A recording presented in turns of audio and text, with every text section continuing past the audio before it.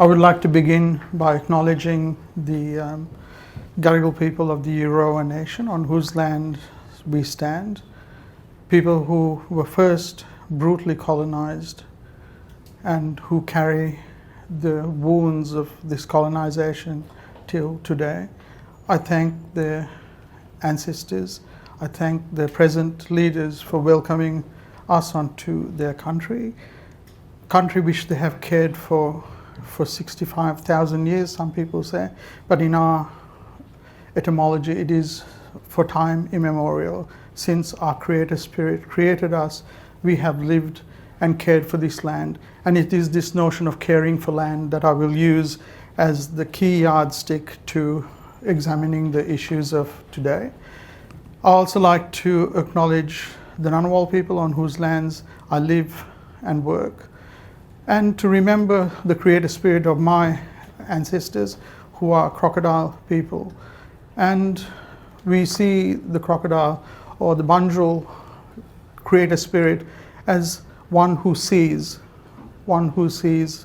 all, and one who, because the Creator Spirit sees everything, it creates in us and inheres in us the need to care for country. This is our fundamental reason for existence in terms of the spirits that we bring. So I bring with me the spirits of my ancestors who converse with the spirits of the Gadigal as I converse with the people who live lawfully on Gadigal land. The format I will be using is the format of telling stories. This is how our law is taught, this is how our law is learned, and I'm very grateful to Danny and to Gemma for allowing me to use the methodology of my people to bring to you a story which is about law. I am a lawyer, but I will bring it to you in a way that is in our traditional way. But I do this reminding you that in many Aboriginal cultures, sorry, I'll keep an eye on the time because lawyers charge by the word and we can talk forever.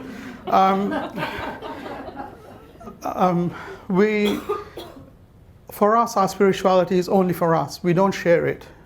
We don't share it with other people.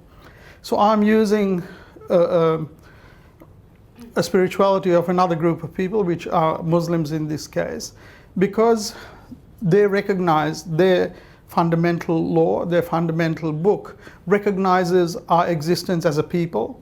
So if you remember the first colonization, this land was called Terra Nullius, empty land, empty of people, empty of everything. And their law recognizes prophets from all people, and because we are human, we would have had prophets. And they also have the notion that there is only one faith, which is submission. Islam they call it, but clearly because there were people before and after Muhammad, clearly Islam means different things to different people, and Islam means submission, a kind of care, a kind of peace. So I'll use that as my yardstick for bringing what I would like to discuss with you. The key message that I would like to bring to you is about using the Islamic concepts of what is lawful and what is not lawful to at least minimize the industrial killing of animals, and at best to outlaw this by using their law, and hopefully the law of Jewish people and the law of Hindu people, to prevent the huge amount of cruelty that we bring to animals. The idea that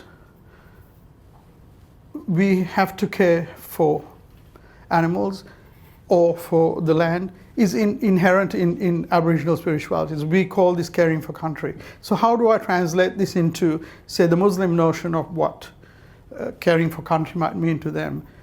So the story of our people begins with the Dreamtime. We were created in the Dreamtime, we live in the earth, and we return to the Dreamtime. So in the Muslim notion of the creation story or their creation mythology, there was Prophet David, the Star of David kind of prophet, And he spoke to God, as is the wont in these kinds of spiritualities, and asked God, why did you create all of this stuff? What's the point? What's the purpose of it? And God said, I wanted to be known, and so I created everything. But to be recognized by another being, you had to be self-aware and to be free-willed. Otherwise, you can't recognize somebody else. So that's the story. And God spoke to the mountains. And I will come back to that notion of legal personality, because God spoke to the mountains and to other things, and everything refused this notion of free will except for us. So the story goes. And so we are here on earth to live out this idea of free will. So that is the purpose for which we live. And the question is, what can we do while we are here? Can we just kill anything we want, or can we do whatever we want while we're here? And in the indigenous way of thinking, this is not the case.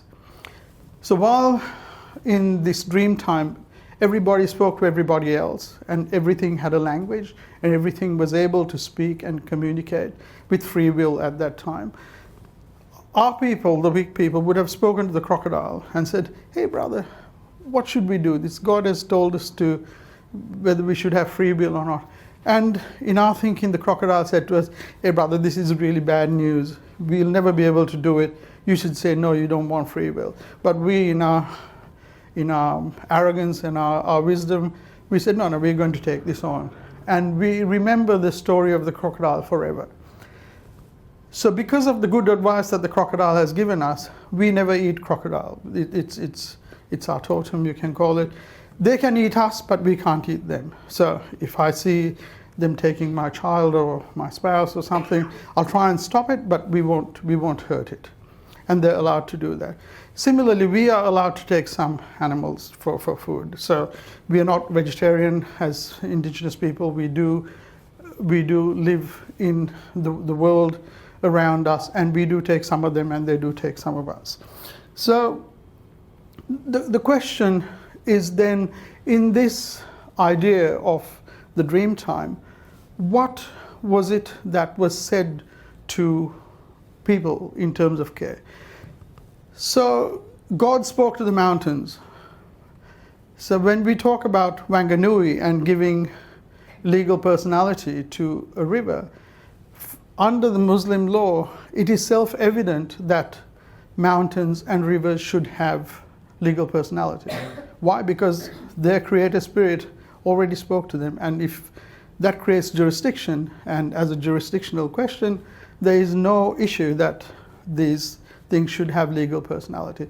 I know that regulating the rights of mountains and rivers through the corporations law is a really blunt instrument. It's really crude, but I don't like to say this, but I think our law is much superior to yours. But I think our law of indigenous people that cares for country is much richer than this corporations law, where you have to go through a director's duty to try and create a right for something that should exist by nature, or should exist as of right.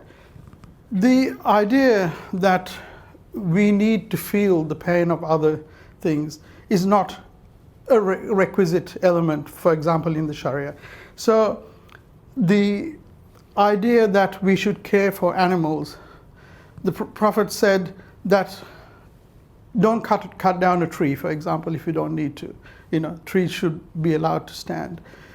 And there is the idea of a person who was very religious and did everything in their covenant that they should do, but didn't had locked up their cat and wouldn't let the cat go out and feed.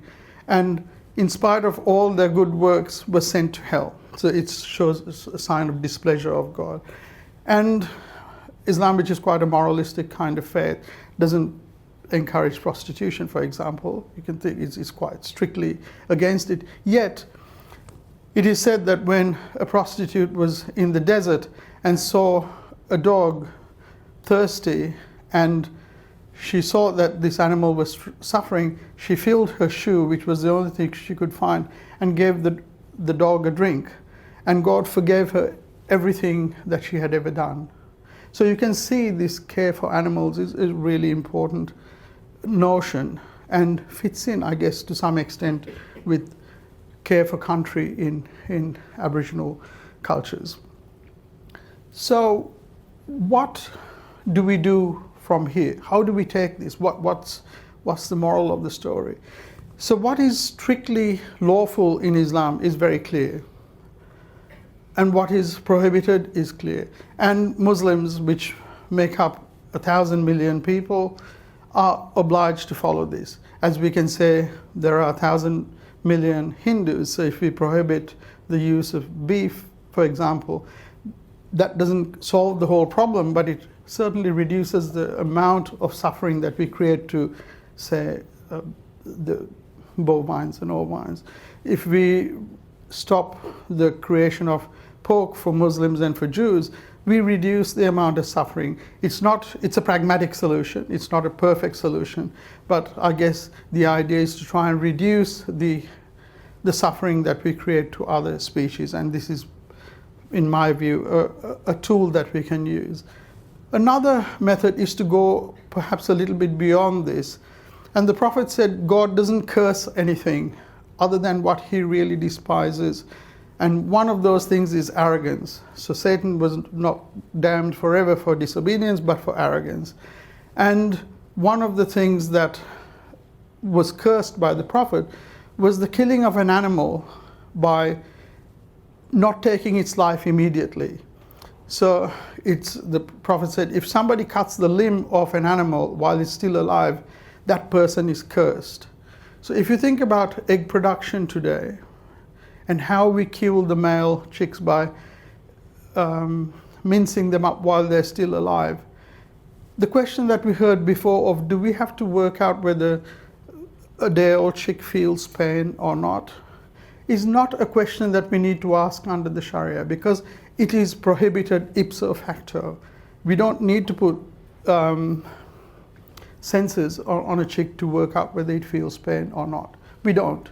It's prohibited, and therefore you shall not do it. So if we use the law as it is described to people, if we use the law as it was meant to be used by those who purport to follow these laws, then we don't need to ask these questions about, is it important to do this or is it important to do that? I mean, we had that beautiful talk about soil, you know, the beauty of soil, the richness of soil, the amazing amount of life that it creates. Understanding this helps us to care for country more than anything else, because the top few feet, I guess, of the earth is where a large amount of the biodiversity exists. The other issue I would like to examine is this notion about the endless thirst for knowledge.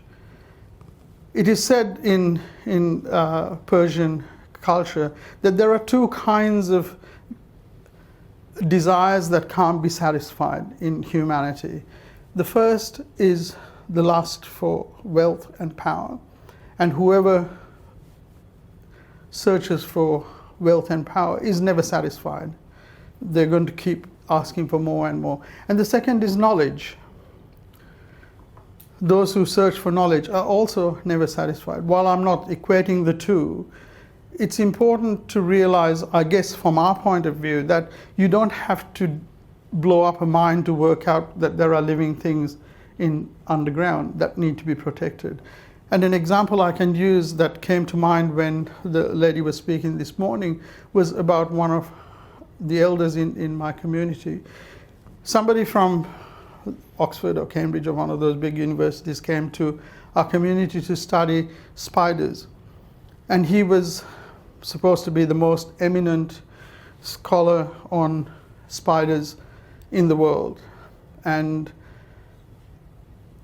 there was an element of arrogance. I mean, I was doing a little bit of the translation, and you could feel that sense of, I know everything about spiders, brother, you don't have to tell me anything. Then you think, well, why are you on our land? Anyway, one of our elders was speaking to him, and she raised this issue about a particular kind of spider that lives on our land, that lives underwater.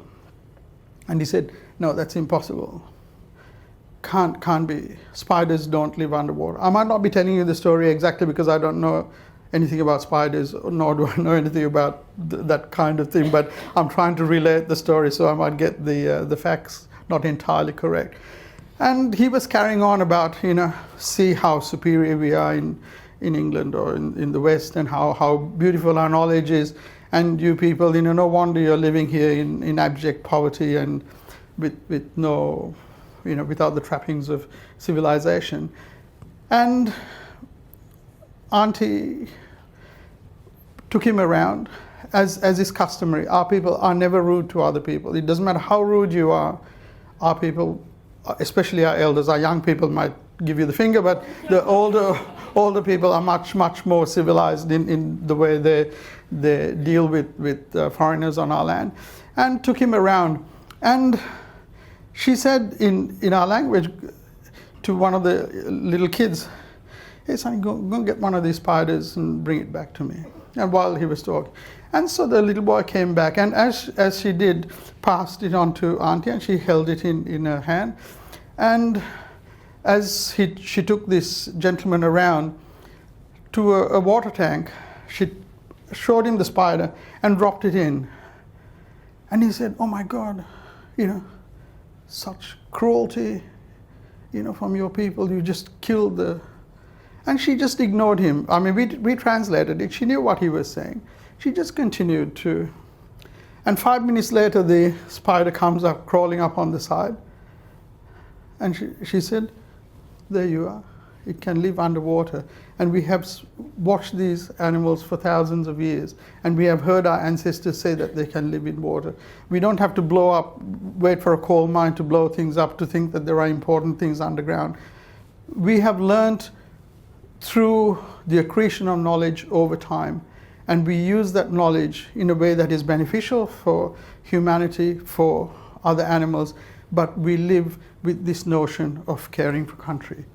I think I've reached my 20 minutes, so I think I will just round it up by saying, to me, I think we need to look at the laws of other people and not arrogate ourselves to the best common law or the only common law, but to say, yes, there are Jewish laws, there are Hindu laws, there are Buddhist laws, there are Muslim laws, there are canon laws, and we can use these laws which are binding on those who believe in these traditions and use that to care for country, to look after those around us who, by the word of our Creator Spirit, have a right to exist.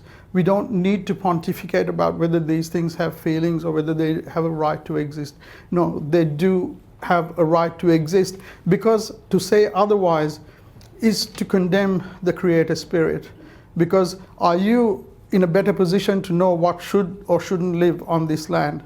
No, you're not, nor am I. This is the sole prerogative, the sole jurisdiction of the Creator Spirit. And if the Creator Spirit says, that spider shall live here, that spider shall live here, it's not for you and me to ask, does it feel pain? Can I step on it? Can I pull its legs out? No. It has a right to live because it exists through the Creator. So I encourage you to use the laws of people around you to create that binding impact on those who purport to follow those faiths, to make a better life and to help us to care for this beautiful land that has been in the hands of our ancestors from the time immemorial. Thank you.